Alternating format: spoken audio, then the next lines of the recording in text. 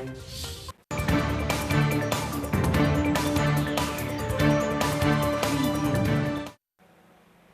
आप देख रहे हैं इंडिया न्यूज हरियाणा। आपके साथ मैं हूं प्रिया। ये देख लेते हैं अब तक की 100 बड़ी खबरें फटाफट अंदाज में।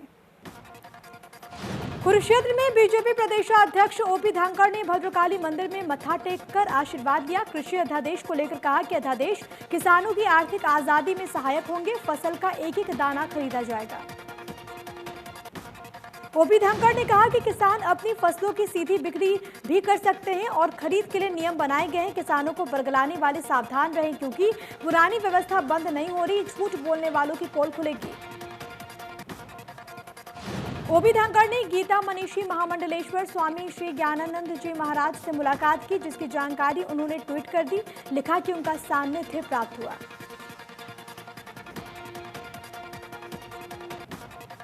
हरियाणा कांग्रेस से राज्यसभा सांसद दीपेंद्र सिंह हुड्डा ने बड़ौदा विधानसभा क्षेत्र के गांव आंवली में ग्रामीणों की जनसभा को संबोधित किया। हरियाणा सरकार ने बच्चों को रोजगार नहीं दिए, ना हरियाणा में निवेश हुआ, ये भी उन्होंने कहा। दीपेंद्र सिंह हुड्डा ने कहा कि हरियाणा से संबंधित एक नई रिपोर्ट सामने आई है, जिसमें हरियाणा बेरोजगारी में नंबर 1 पर आया है। उन्होंने ये भी कहा कि अब हरियाणा में 33% बेरोजगारी हो चुकी है। टोहाना में विधायक देवेंद्र बाबली ने तलवाड़ा के किसान के मामले पर बिजली विभाग पर बरसते हुए कहा कि किसान के खेत में 8 साल से 40 HP की मोटर का बिल विभाग भेजा जा रहा था, लेकिन विभाग ने उसे 47 किलोवाट बनाकर किसान को चोर साबित कर दिया। बाबली ने कहा कि किसानों के साथ धोखा सहन नहीं करेंगे, चाहे इसके लिए किसी से भी लड़ना पड़े। लड़ने को तैयार हैं। वो खुद जनसमूह को लीड करेंगे, क्योंकि जनता के साथ गलत होने पर सहन नहीं किया जाएगा। कुश्ती में ओलंपिक पदक जीतने वाली साक्षी मलिक को जन्मदिन पर मुख्यमंत्री ने शुभकामनाएं दी। ट्वीट करते हुए कहा कि कुश्ती में ओलंपिक पदक जीतकर भारत का गौरव बढ़ाने वाली हरियाणा की बेटी साक्षी मलिक को जन्मदिन की ढेर सारी शुभकामनाएं। प्रदेश में लगातार बढ़ रहे कोरोना के आंकड़े। 24 घंटे में 1792 नए केस, 15 लोगों की गई जान। 68,000 के पार हुए corona case, 12,622 case active. Sonipat के मोरथल के सुखदेव ढाबे में फूटा कोरोना बम। सुखदेव ढाबे के 65 कर्मचारी कोरोना की चपेट में। जिले में अभी तक 4,847 केस मिल चुके हैं। 41 लोगों ने अपनी जान गंवा दी है। पंचकुला में कोरोना के 172 नए मामले सामने आए। एक मरीज ने जान गंवा दी। सभी कोरोना संक्रमित मरीज के परिजनों को भी आइसोलेट करने की प्रक्रिया में जुटा स्वास्थ्य विभाग। ट्रैवल हिस्ट्री बनाकर लोगों को किया जा रहा है ट्रेस। जाखल में कोरोना का कहर दिखाया। 11 लोगों की रिपोर्ट पॉजिटिव मिली। एक ही मोहल्ले से अब तक 22 कोरोना पॉजिटिव मरीज मिल चुके हैं। भिवानी में कोरोना से किरावड़ गांव निवासी 63 वर्षीय महिला की मौत हो गई। अब तक जिले में 13 लोगों की कोरोना से मौत हो चुकी है। 1,523 केस मिल चुके हैं। 302 केस एक्टिव। रेवाड़ी में 24 घंटे में सामने आए 61 नए मामले। एक और मौत के बाद जिले में कुल मौतों का आंकड़ा हुआ 24। प्रशासन की बड़ी चिंताएं। सिरसा में जारी है कोरोना का कहर। एक दिन में फिर सामने आए 22 नए मामले। जिले में कुल मरीजों की संख्या हुई 1,578। 599 केस एक्टिव। गोहाना में पुलिसकर्मियों पर कोरोना का कहर देखने को मिल रहा है। कोरोना काल में ड्यूटी देने वाले 15 पुलिसकर्मी कोरोना संक्रमित पाए गए। जानकारी के अनुसार अकेले गोहाना पुलिस स्टेशन में 14 पुलिसकर्मी संक्रमित मिले हैं, जिसके बाद गोहाना पुलिस स्टेशन को बंद कर दिया गया। करनाल के कल्पना चावला राजकीय मेडिकल कॉलेज को बनाए कोविड अस्पताल में बनाया जाएगा, आपको ये बताएं कि 500 बेड की सुविधा यहां पर मिलेगी। जिला उपायुक्त निशांत कुमार यादव ने बताया कि जिले में कोरोना मरीजों के लिए सभी सुविधाएं उपलब्ध हैं। साथ ही साथ डीसी ने अपील करते हुए कहा कि लोग मास्क और सैनिटाइजर का इस्तेमाल करें। अनाधिकृत डॉक्टर से इलाज न करवाएं। करनाल में लगातार बढ़ रहा कोरोना से मौतों का आंकड़ा। जिले में कोरोना से हुई 2 लोगों की मौत। एक दिन में सामने आए 34 नए मामले। कैथल में भी कोरोना ने फिर पकड़ी रफ्तार। एक दिन में मिले 14 नए मामले। प्रशासन की बड़ी चिंता। कुरुक्षेत्र में थानेसर नगर पालिका अध्यक्ष उमा सुधा ने मास्क जागरूकता साइकिल रैली को हरी झंडी देकर रवाना किया। इस दौरान उमा सुधा ने कहा कि मास्क और सोशल डिस्टेंसिंग के नियमों की सख्ती से पालना करें, जिससे कोरोना से बचा जा सके। करीब 5 महीने के बाद बहादुरगढ़ की सब्जी मंडी खुल गई है, जिसमें ऑड इवन के आधार पर सब्जी मंडी में दुकानें खुलेंगी। इस दौरान सोशल डिस्टेंसिंग बनाए रखने और मास्क लगाने की शर्त रखी गई है। माह में लॉकडाउन से बाजार की रौनक खत्म हो गई है। दुकानों पर ग्राहक नहीं है, जिससे बिक्री में काफी कमी आई है। दुकानों पर सेल कम होने से दुकानों पर काम करने वाले युवकों की नौकरी भी जा रही है। दुकानदारों का यह कहना है कि कोरोना महामारी के भय के कारण और लोगों के पास काम धंधे की कमी के कारण बाजार में ग्राहक नहीं आ रहे। दुकानदारों को किराया भी घर से देना पड़ रहा है। अनलॉक 4.0 की गाइडलाइन लागू होने के साथ हरियाणा में फिल्म शूटिंग के लिए एसओपी जारी कर दिया गया है। प्रदेश में शूटिंग की अनुमति लेने के लिए ऑनलाइन पोर्टल पर आवेदन करना होगा, जिस पर सभी अनुमतियां आसानी से मिल जाएंगी। हिसार में सब कर्मचारी संघ ने मांग की कि सरकार पीटीआई भर्ती के लिए ली गई परीक्षा को तुरंत रद्द कर दे। परीक्षा का पेपर लीक हो गया था। बर्खास्त पीटीआई के मामले में पुनर्विचार की याचिका सुप्रीम कोर्ट में पेंडिंग है।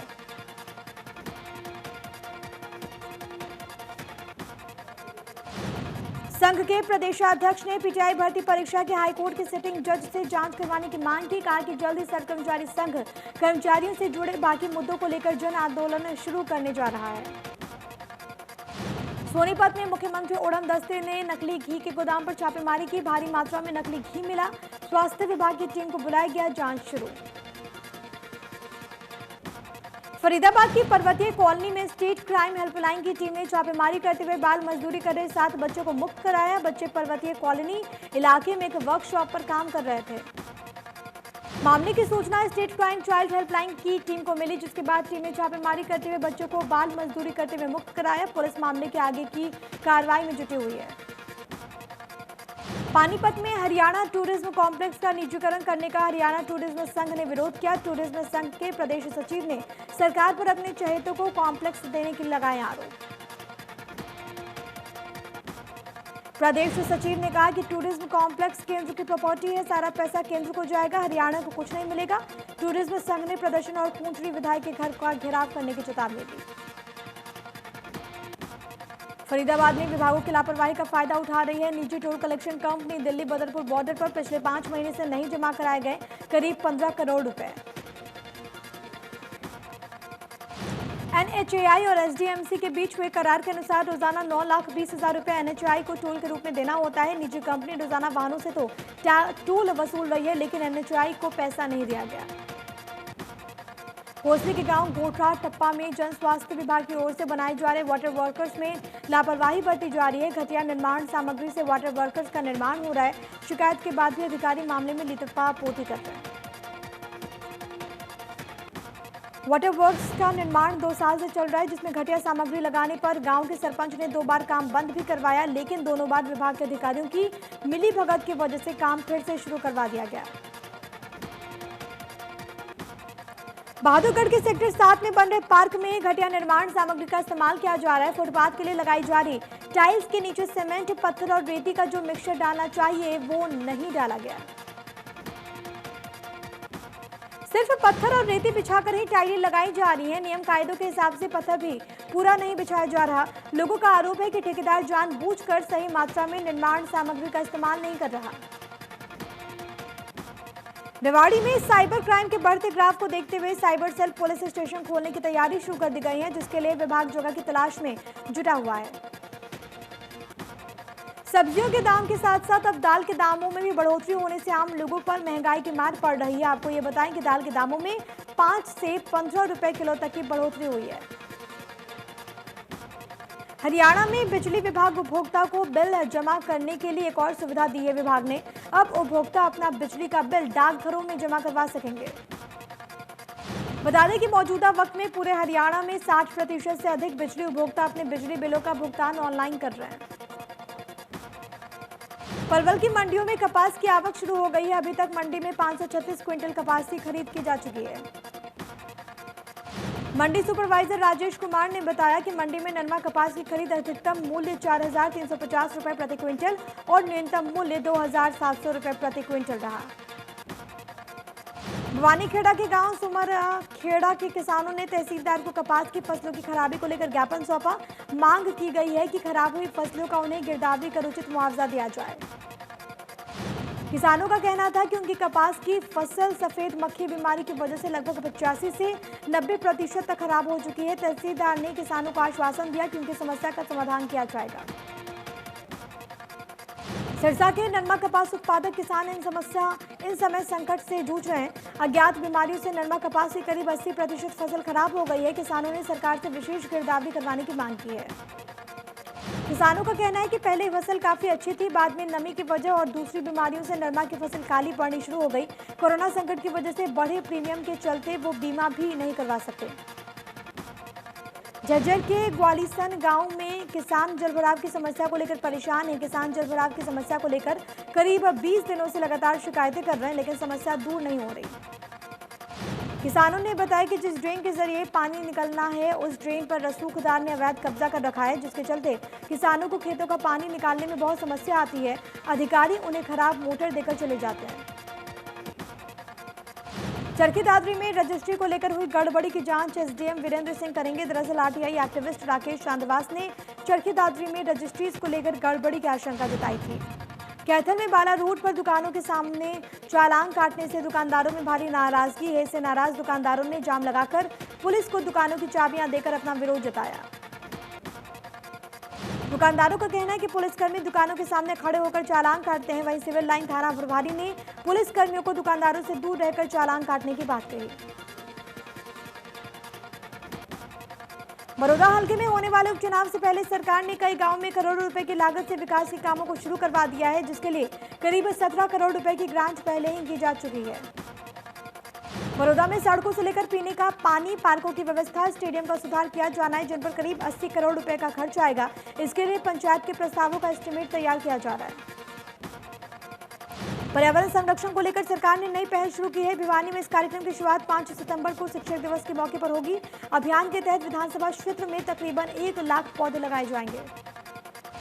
कार्यक्रम में शिक्षा मंत्री कंवरपाल गुर्जर शिरकत करेंगे। विधायक घनश्याम सर्राफ ने बताया कि संरक्षण के लिए हम गांव में 5 पौधों की जिम्मेदारी हर परिवार को सौंपेंगे, जिससे पौधों की वृद्धि में रुकावट न हो सके।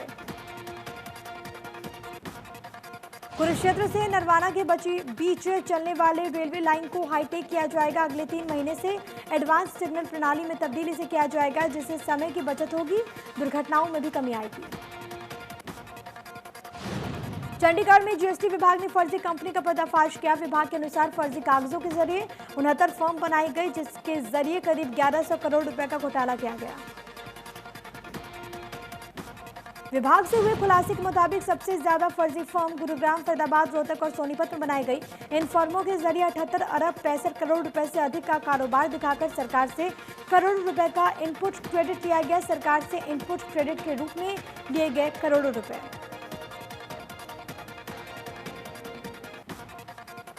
पलवल के गांव आलीमेव में 2 गुटों में खूनी संघर्ष हो गया, जिसका वीडियो सोशल मीडिया पर वायरल हो रहा है। एक पक्ष ने दूसरे पक्ष पर लाठी डंडों से हमला करने, गोली चलाने और चोट में महिला का गर्भपात होने की शिकायत दी है। पीड़ित पक्ष की ओर से बताया गया कि पिछले दिनों पुन्हाना पुलिस ने गाड़ी पकड़ी थी, जिसको लेकर आरोपी समझ रहा था कि उसकी गाड़ी हमने पकड़वाई है। इसी को लेकर आरोपियों ने उनके परिवार पर हमला बोल दिया। इंद्री में 2 पक्षों में चाकू डंडे चले, जिसमें 2 युवक गंभीर रूप से घायल हो गए। दोनों घायलों को इंद्री के हॉस्पिटल में लाया गया, जहां से डॉक्टर्स ने उन्हें करनाल रेफर कर दिया। दोनों पक्षों ही गांव बुटांग खेड़ी के रहने वाले हैं। गांव में बनी चौपाल को लेकर पिछले कुछ दिनों से दोनों पक्षों में विवाद चल रहा था। इससे पहले भी दोनों पक्षों में झड़प हो चुकी है। पुलिस मामले की जांच कर रही है। पंचकुला के सेक्टर 26 में पुलिस की क्राइम ब्रांच ने हत्या के आरोपियों को फर्जी आईडी पर सिम देने वाले आरोपी को गिरफ्तार किया। आरोपी की पहचान फतेहाबाद के कमल के तौर पर की गई। भिवानी सेक्टर 13 में एक महिला ने जहरीला पदार्थ खाकर अपनी जीवन लीला समाप्त कर ली। जानकारी मिल रही है कि मृतका के पति, सास और ननदों ने मिलकर धोखाधड़ी से उसका घर बेच दिया, जिससे महिला परेशान थी। बता दें कि महिला की शादी 15 साल पहले हुई थी, जिसे करीब 2 साल से उसके ससुराल वाले परेशान कर रहे थे। तंग आकर महिला ने जहरीला पदार्थ खाकर जान दे दी। पुलिस भी मामले की जांच में जुटी हुई है। सोनीपत के हुडा पार्क में एक व्यक्ति की संदिग्ध परिस्थितियों में मौत हो गई। जानकारी मिल रही है कि मृतक नशे का आदी था। पुलिस ने मौके पर पहुंचकर शव को पोस्टमार्टम के लिए भिजवा दिया। ब्राड़ा के मेन बाजार में मामूली कहासुनी के चलते 2 दुकानदारों के झगड़े में एक बुजुर्ग की मौत हो गई, जबकि 2 लोग घायल हो गए। लड़ाई झगड़े का एक वीडियो भी सामने आया। बता दें कि 2 दुकानदारों में सामान को लेकर बहस इतनी बढ़ गई कि नौबत मारपीट तक जा पहुंची। मारपीट में बुजुर्ग की छाती में मुक्का लगने से मौत हो गई, जिसके बाद आरोपी मौके से फरार। बल्लभगढ़ से एक चौंकाने वाला वीडियो आया सामने। रोडवेज कर्मचारी का प्राइवेट बस कंडक्टर के साथ मारपीट कर रहा है। पीड़ित कंडक्टर ने कहा कि उसने बस अड्डे में अपने वक्त पर बस लगाई थी, लेकिन तभी रोडवेज बस ड्राइवर ने उसके सामने बस लगा दी, जिससे निजी बस में बैठी सवारियां रोडवेज बस में चली गई। इस मामले को लेकर विवाद इतना ज्यादा बढ़ गया कि मारपीट की नौबत आ गई।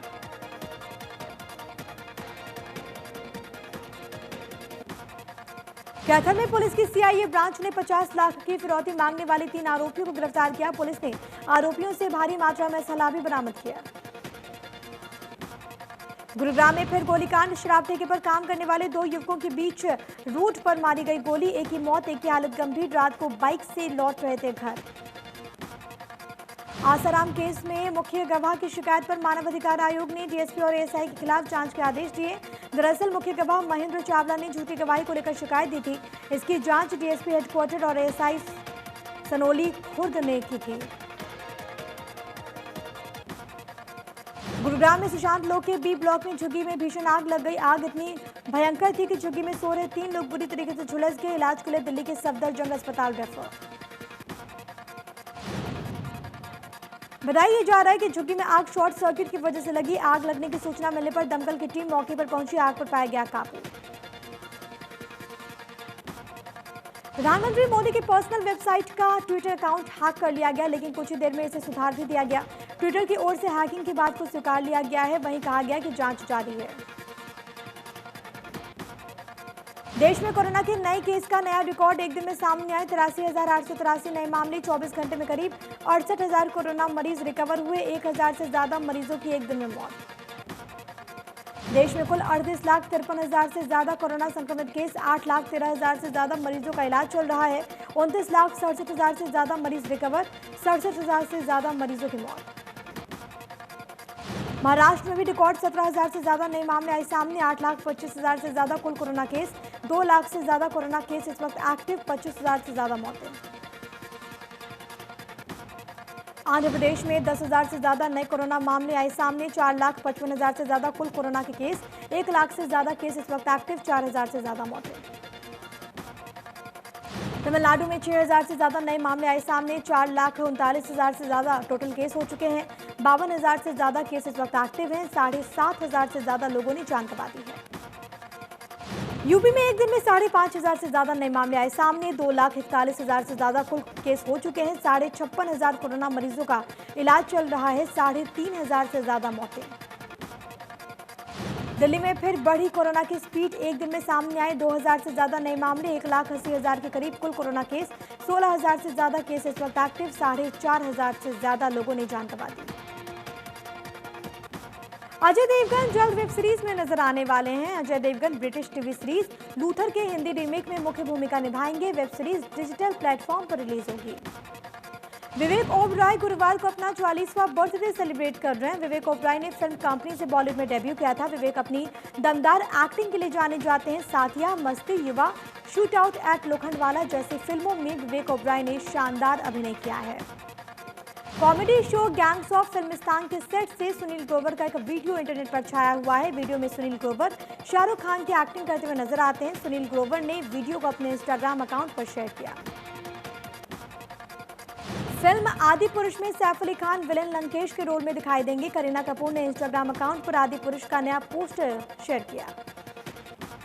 Director Sanjay Leela Bhansali classical film Baiju बावरा का रीमेक बनाने की तैयारी कर रहे हैं। फिल्म में लीड रोल में रणबीर कपूर नजर आएंगे। संजय लीला भंसाली और रणबीर कपूर 13 साल बाद किसी फिल्म में साथ काम करेंगे। Abhay Deol starrer web series JL50 का ट्रेलर रिलीज हो गया है। वेब सीरीज में अभय देओल, राजेश शर्मा, पीयूष मिश्रा अहम किरदार में नजर आएंगे। वेब सीरीज को रितिका आनंद ने प्रोड्यूस किया। वेब सीरीज कल सोनी लिव पर रिलीज होगी। एक्ट्रेस नूरा फतेही का एक वीडियो इन दिनों सोशल मीडिया पर छाया हुआ है। वीडियो में नूरा जबरदस्त अंदाज में दिलबर सॉन्ग पर डांस करती हुई नजर आती हैं। नूरा फतेही के इस डांस वीडियो को इंडियाज बेस्ट डांसर के फैन पेज ने अपने इंस्टाग्राम अकाउंट से शेयर किया। टाइगर श्रॉफ और दिशा पटानी का एक थ्रोबैक वीडियो छाया हुआ है। वीडियो में टाइगर श्रॉफ और दिशा पटानी बैंग बैंग सॉन्ग पर डांस कर रहे हैं। दोनों का ये धाकड़ डांस अंदाज लोगों को काफी पसंद आ रहा है। फिल्म अटकन चटकन का नया सॉन्ग दाता शक्ति दे रिलीज होते ही यूट्यूब पर ट्रेंडिंग कर रहा है। सॉन्ग को अब तक 1 मिलियन से ज्यादा व्यूज मिल चुके हैं। सॉन्ग को अमिताभ बच्चन ने गाया है। एक्टर दिलीप कुमार के छोटे भाई एहसान खान का मुंबई के लीलावती अस्पताल में आज कोरोना से निधन हो गया। एहसान खान कुछ दिन पहले ही कोरोना पॉजिटिव पाए गए थे। दिलीप कुमार के अकाउंटेंट ने इस बात की जानकारी दी। परिवार में शोक की लहर है।